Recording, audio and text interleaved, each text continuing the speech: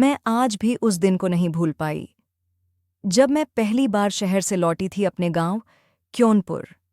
6 साल हो चुके थे, पर जैसे ही उस कच्चे रास्ते पर मेरी बस ने मोड़ काटा, मन में अजीब सी हलचल होने लगी।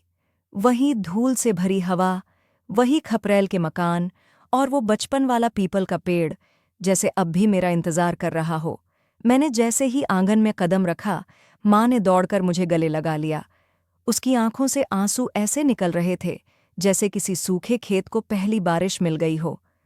बड़ी हो गई मेरी बिटिया, पर अब भी वैसी ही दिखती है जैसे उस दिन ट्रेन में बैठी थी, माँ ने कहा और मेरी पीठ सहलाई।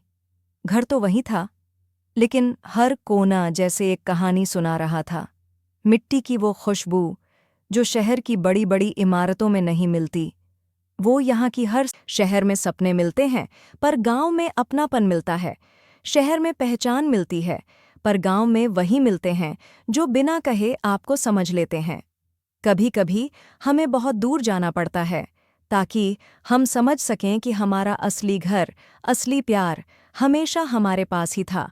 शाम को राघव मुझे पुराने स्कूल के पीछे वाले तालाब के पास ले गया, वही तालाब जहां हम नावें बहाया करते थे। बैठे बैठे उसने जेब से एक पुराना कागज निकाला, मुड़ा तुड़ा पीला पड़ चुका था।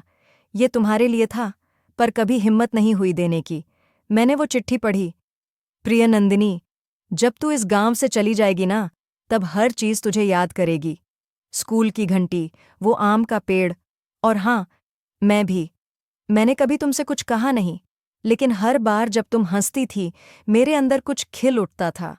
मैं जानता हूं, तुम शहर जाओगी, बहुत बड़ी बनोगी, पर अगर कभी थको, रुकना चाहो, तो ये गांव और मैं हमेशा यहीं मिलेंगे, इंतजार में। मेरी आंखों से आंसू बह निकले। मैंने पूछा, तुम अब भी? राघव ने मेरी आंखों में देखा और कहा, मैंने तो कभी सोचा ही नहीं कि भूल पाऊंगा तुम्हें।